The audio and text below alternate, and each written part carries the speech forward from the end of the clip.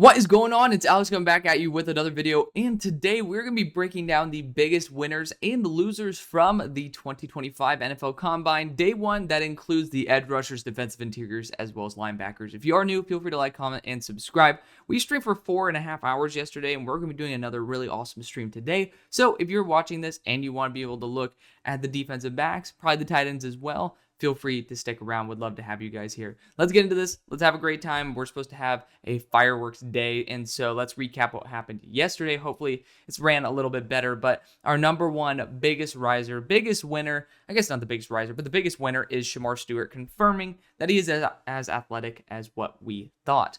He ended up slimming down. Senior Bowl, I think he was at 281, slimmed down to 267, losing 14 pounds. Ended up having a phenomenal day, though. He ended up having an arm length of 34 1/8 inch, so 34.125, a hand size of 9 5/8, which is solid. I mean, nothing insane, but it's solid, and the arm length is very good.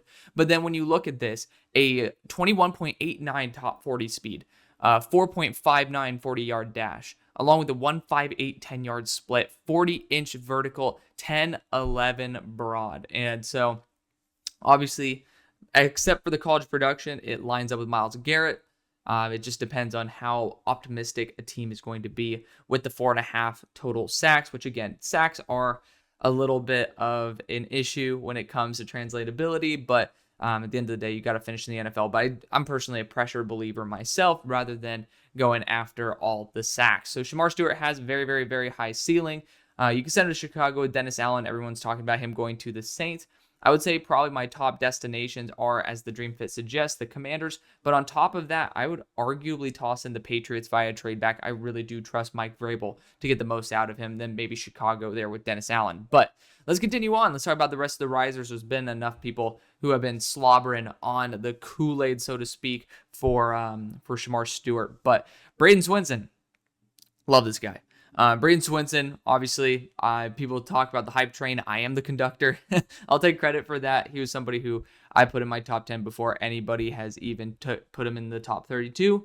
It's looking like he's building up a ton of steam. I was very disappointed in the fact that he did not run a 40-yard dash, did not test vertical or broad, which, again, to me, that is probably the area where I thought he needed to test out the most. But his short shuttle is a 4.33, which is extremely solid, very close to top of the class, along with his 7.13 three-cone drill, which is incredible. Both of those are very top-notch scores, again, close to the top of his group. And then he comes in weighing 255 pounds. That's a super-duper big thing. He was listed at 6'4", 250. It's like if you come in at 245, we're going to have to start questioning your every down viability. 255 is perfect. But the thing on top of that, he has near 10-inch hands, which, again, I'm not a big hand stat watcher, but it's good for me to give you that context. The biggest thing for me is, do you have 33-inch arms? He has 33 3/8, so 33.5 essentially. That is incredible. And on top of that, when you look at the open field drills, especially the hoop drill, which, again, take that with a grain of salt, but it does show like the consistency of edge bend and being able to, get low and be able to grab things. I thought they did an excellent job. While I'm talking about that, I'll toss in an honorable mention here, which is Tyleik Williams. He ended up doing a really good job on the hoop drill as well. Landon Jackson's next, 21.42 top speed on that 40-yard dash, 4.68 on the 40, giving a 40.5-inch vertical and a 10.9 broad. All of this coming in while he is 264 pounds with 33.25-inch arms and 10-inch hands. Good job for Landon Jackson. We kind of all knew that he was a very good athlete, and so it's good that he confirmed it. He's going to be a solid day two guy, and that's exactly where he belongs. He's going to be very fun to watch, though. Fadil Diggs. I always say Fadil Diggs is next. He was absolutely fantastic. He set for a little bit until someone who we're about to talk about, the 40 record, the 40 record for the day, because it was getting a little stale at the start there. Fadil ended up coming in and running that beautiful 4.57, maxing out at a 21.94 miles per hour on that 40-yard dash. He ended up getting a 30.5-inch vertical with a 10.1 broad, not necessarily elite. But again, we're talking about a day 3 prospect here. And of course, he's coming in weighing at 257 pounds with 33 3/8-inch arms and almost 10.5-inch hands. Very well done for Fadil Diggs, someone who, again, when you're looking at that day 3 territory, you want to get somebody with some good size and ability. Fadil ends up coming off as one of those dudes you might want. Donovan Ezeraku is next. He did not test out in the 40, which is the biggest bummer for me because I really wanted to see him there. Did test the vertical and broad though, 35.5 and 9.11 respectively, which, very solid metrics. Explosiveness is one of the issues I had with Donovan based on his first step, and so he ended up kind of putting that to rest with that. But he had a phenomenal 4.19 and 6.94, top of the class in both short shuttle and cone. I do think it's getting a little bit overrated because of the fact that those were his strengths. We all knew he had great edge bend, so flexibility was not going to be a big issue. It really was the explosiveness, and he did show that he doesn't have elite, but he does have really, really good explosiveness. And then when you combine that with elite flexibility and change of direction skills, that's why you get great short shuttle and cone drills. All this coming in at 248 pounds with a 34-inch arm length with 9.25-inch hands. So really good for Donovan Ezeraku. Definitely considering himself or positioning himself at the top of the second, early or late in the first. So then we got James Pierce. James Pierce started off the day pretty rocky, right? Sub 33-inch arms at 32 3/4, but 10-inch hands, 245 pounds, which is great. He was listed at 243. And then he runs a 4.47, which is incredible. But for a while there, we had some concerns. A 10.3 broad jump was good, but a 31 vertical. And it's weird because his 10-yard split is projected at a 1.56. It's not official even as of right now, but James Pierce did a phenomenal job nonetheless. Again, had those instant issues with the arm length as well as that vertical. It was like, ooh, like maybe when I saw the vertical, I was like, did you end up putting on weight? And then you ended up not being able to, did you put on weight? Not necessarily in the good way, but you ended up quelling that with that 4.47 40-yard dash for those of the people who didn't think he was that great of an athlete. CJ West, next after this. CJ West had a 20.25 mile per hour top speed, which again, not that bad for a defensive interior. 4.95 40-yard dash, which is incredible given the fact that he is 3'1.5" and 316 pounds with 9.75-inch hands. And then he had a 33-inch vertical as well, which again, 316 pounds. That was incredible. Add on top of that I've been able to interview CJ West, and he's one of the most genuine individuals that I've met.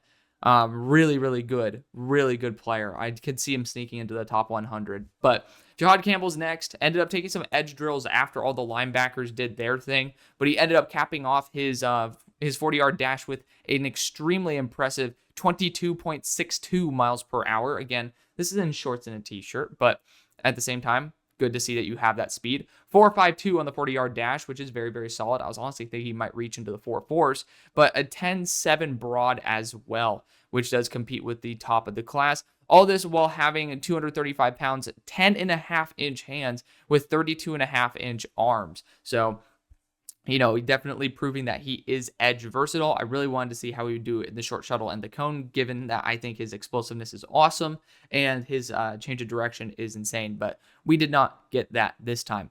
Tyreen Powell is going to be a super quick one. He did not test, but he ended up being weighed in at 239 pounds. Here's the kicker. As a linebacker, he has 34.5-inch arms, 34 and 5/8, I might say, with 9-inch hands. So wanted to give him a shout out for being an absolute unit there at linebacker.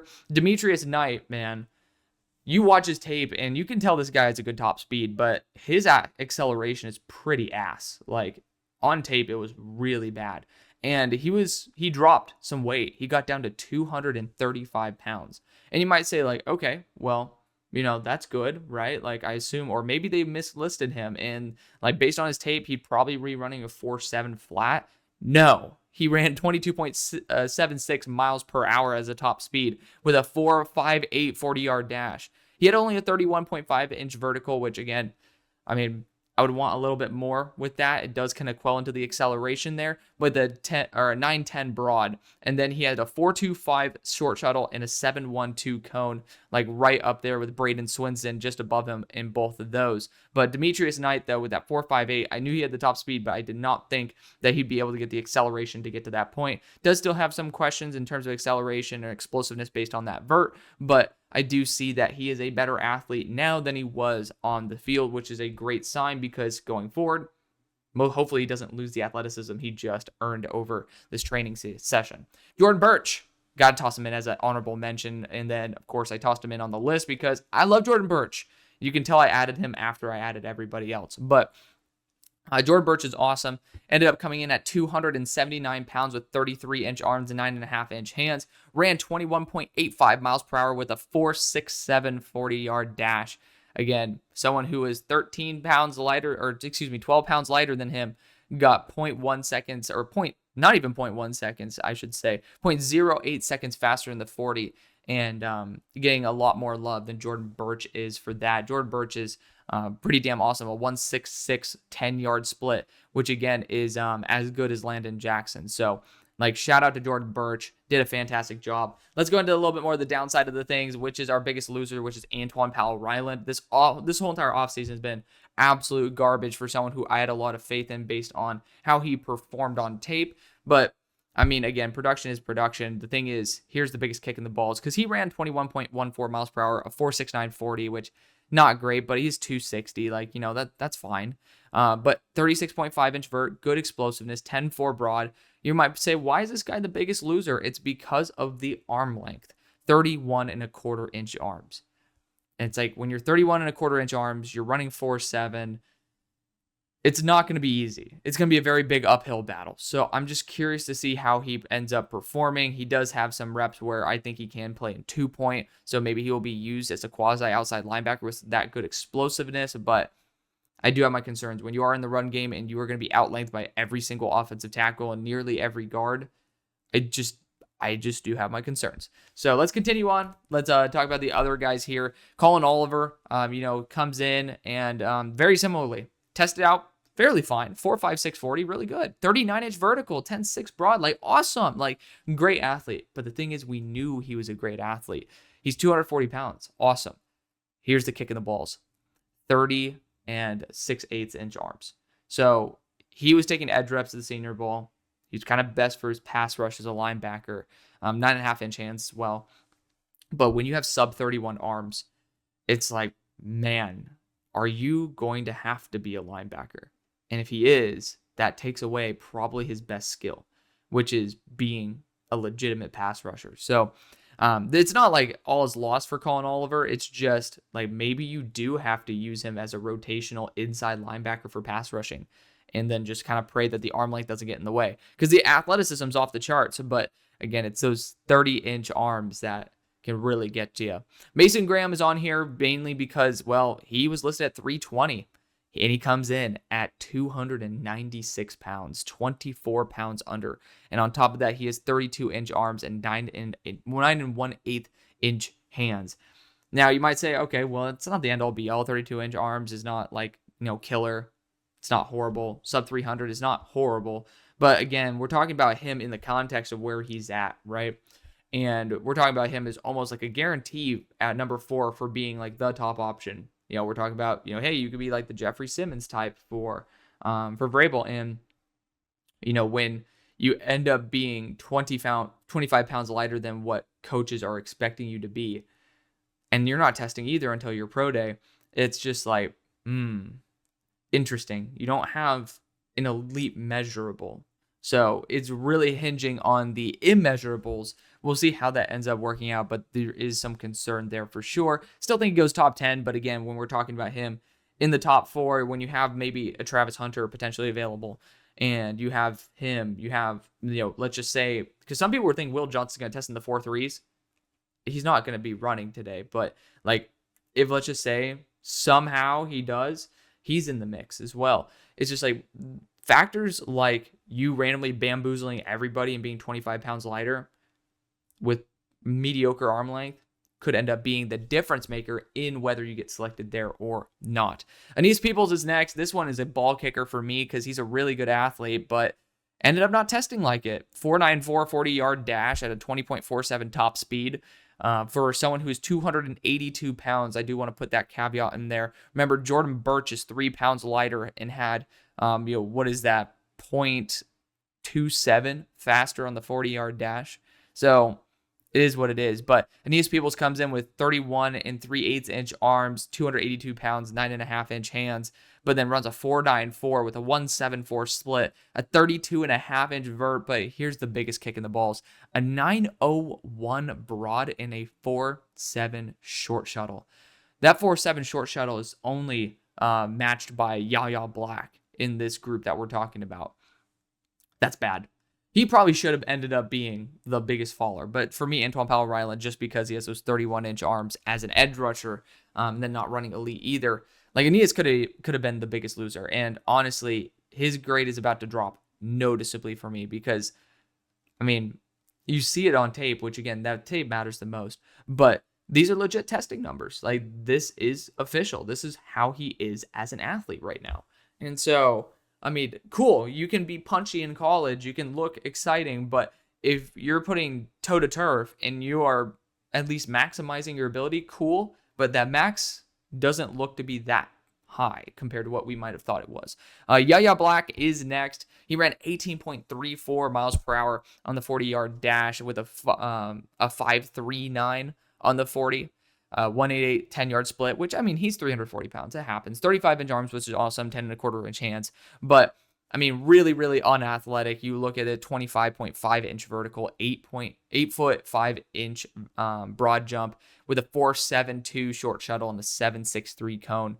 Just bottom line, very underwhelming as an athlete. You look at the physical profile of him being a nose tackle and a space eater, you'll be fine. But again, when you're probably debating between him and some other dudes who are going to have a little bit more size, it might cause you to to have some pause. Like between him and CJ West, both of them could end up being noses. One is far better of an athlete, and height to weight ratio pretty similar, and one is not so much. Jay Higgins is next, another Iowa kid. 20.91, so solid top speed on the 40-yard dash, but a 4.82 40. 33-inch vertical, which is, again, not horrible. Neither, I guess a 9.02 is not bad, but it's not good for the broad jump either. 4.35 short shuttle, which is pretty damn solid. Same thing with the cone drill, is 7.01. And you might say, okay, well, it's not a great athletic profile, but it's certainly not bad. I mean, the agility drills he did very well in. But here's the thing, 31-inch arms, which, it's a linebacker. It is what it is. 9.5-inch hands, 224 pounds. That's what I'm getting at. 224 pounds, and you're running a 4.82 with pretty subpar explosiveness on that broad.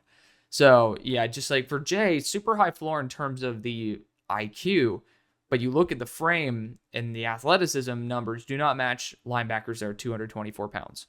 Just leave it there. And then Jalen Walker, kind of like the icing on the cake, so to speak. He came in at 243 pounds, ended up being 32-inch arms and 10.25-inch hands, did not test. But when you look at the context of it in terms of being a linebacker, it looks very solid, but it's the loss because of the fact that his edge viability is not as apparent as what people are trying to say it is. So we'll see about that. I mean, again, it's very possible he could end up being an edge rusher as well. He's a great pass rusher, but I think the primary position for him is going to be that linebacker position. So that's going to be the video. Hope you guys enjoyed. We're going to be doing this for every single day, and hopefully I can get it out tonight. Some stuff ended up happening, but you guys don't need to hear that. You guys don't care, and neither should you. You want to care about some fun stuff, and I'm going to let you get back to it. Love you. See you on the far side. Peace.